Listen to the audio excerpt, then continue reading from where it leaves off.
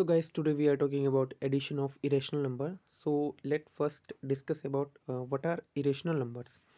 So basically these concepts are for class 9th. So let us firstly discuss what is irrational number. Irrational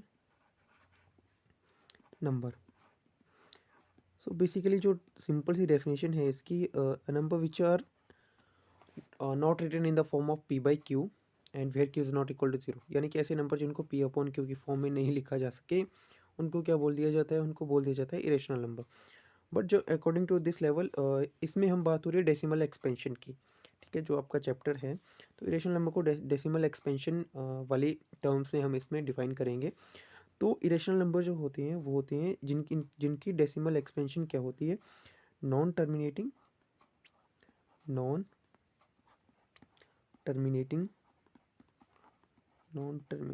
and non repeating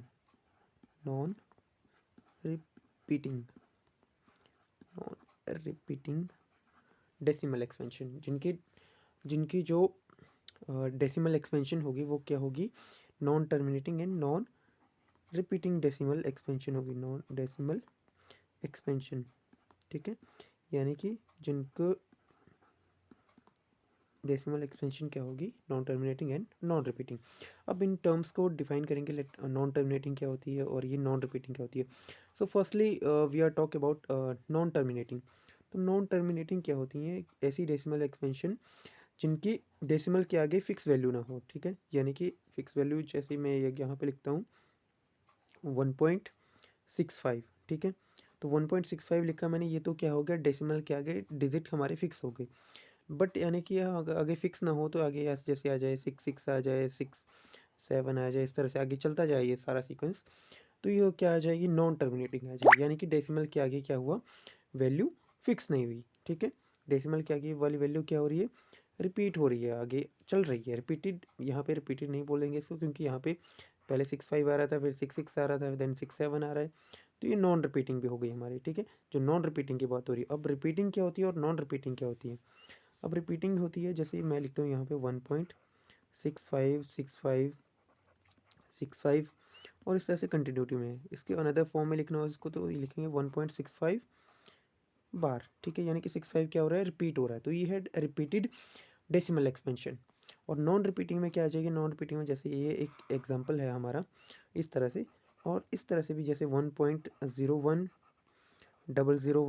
then 0001 then 4 times 01, इस तरह से continuity में। ये भी कौन सी decimal expansion है हमारी, non terminating and non repeating. अब देखो यहाँ पे जो फर्स्ट था, फर्स्ट में क्या रहा था 01, then 2 times 01, then 3 times 01, then 4 times 01।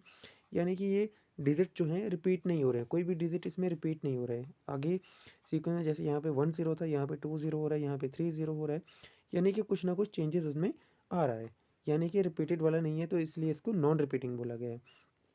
अब बात है, जैसे कि हमारा मेन टॉपिक था एडिशन ऑफ इरेशनल नंबर।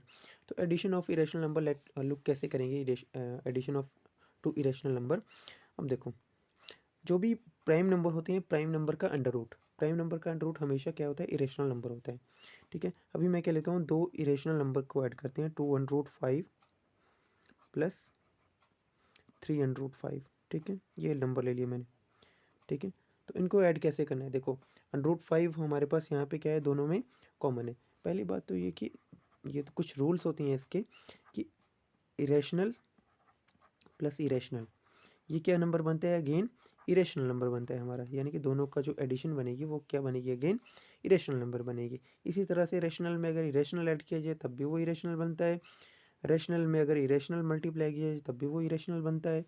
इस तरह से जैसे जैसे हमारे पास क्वेश्चन आते जाएंगे मैं आपको बताता जाऊँगा, ओके। तो यहाँ पे क्या होगा, देखो यहाँ पे हमारे पास √5 यहाँ भी है और यहाँ भी है, तो √5 को हम क्या ले लेते हैं, कॉमन ले लेते हैं, ठीक है। अंदर हमारे पास वैल्यू क्या बचेगी, यहाँ से बचा हमारे पास 2 और यहाँ से बचा अंडर 3 बचा यहाँ से, ठीक है।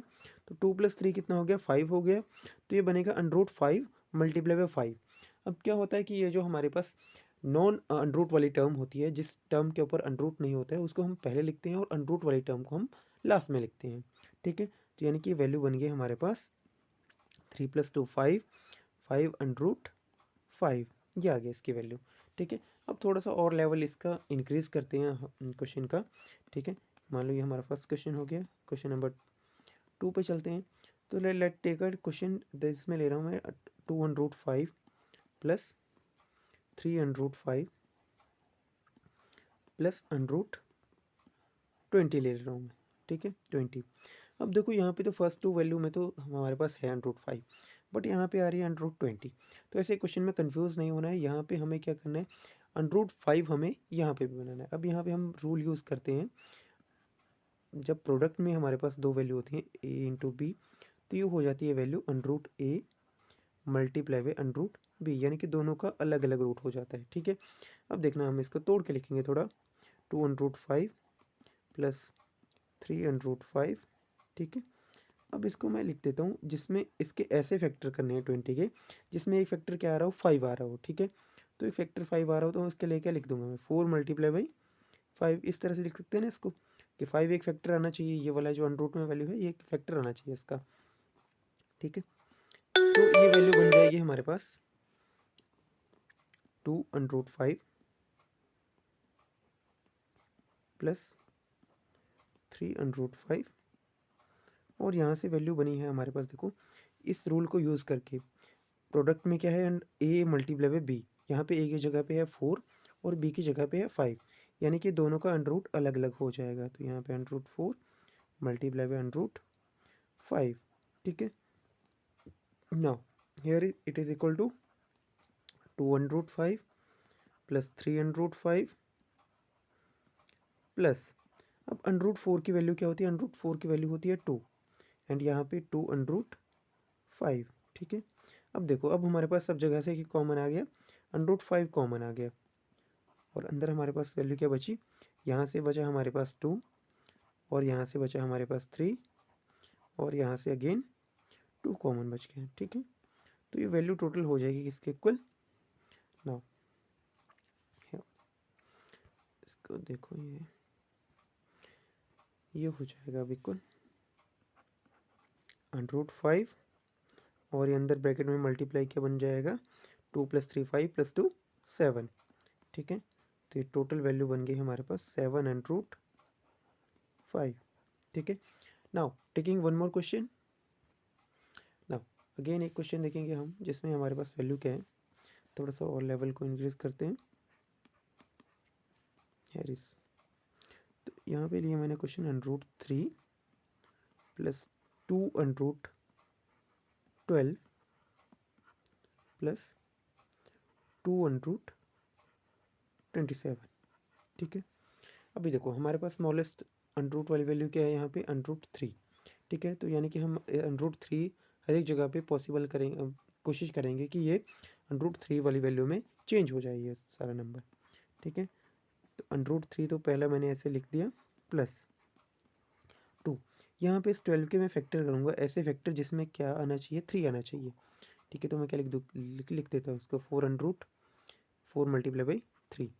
ठीक है, प्लस यहाँ पे भी क्या करेंगे, यहाँ पे भी हम चेंज करेंगे इसको कि हमारे पास एक वैल्यू जो क्या बननी चाहिए, अंडर रूट 3, यानी कि एक फैक्टर 3 बनना चाहिए इसका। तो इसको मैं चेंज कर देता हूँ, 9 मल्टीप्लाई बाई 3 लिख सकते हैं ना इसको, इसे 9 3 ज़ा 27। Now here under root 3 plus, ठीक है, यहाँ से तो 2 बचेगा।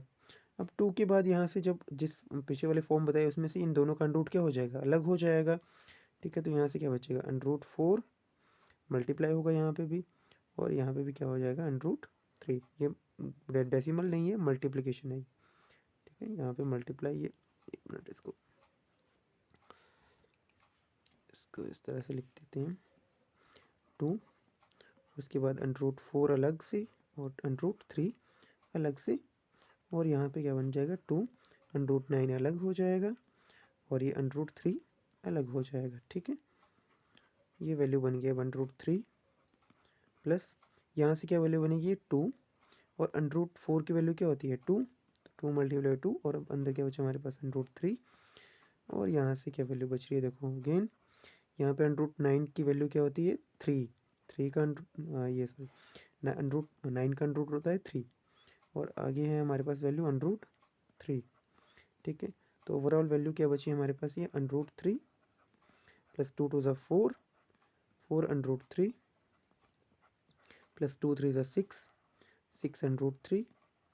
नाउ अब यहाँ से कॉमन लेंगे √3, √3 सब में कॉमन है।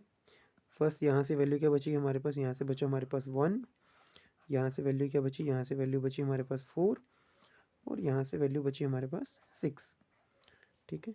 तो ओवरऑल वैल्यू क्या बन गई है, 1 + 4 5, 5 + 6 11, ठीक है। तो ये बना हमारे पास 11√3। आई होप आपको क्लियर हुआ होगा ये। तो नेक्स्ट वीडियो में इसके कुछ और पार्ट्स के डिस्कस करेंगे। तब तक के लिए बाय।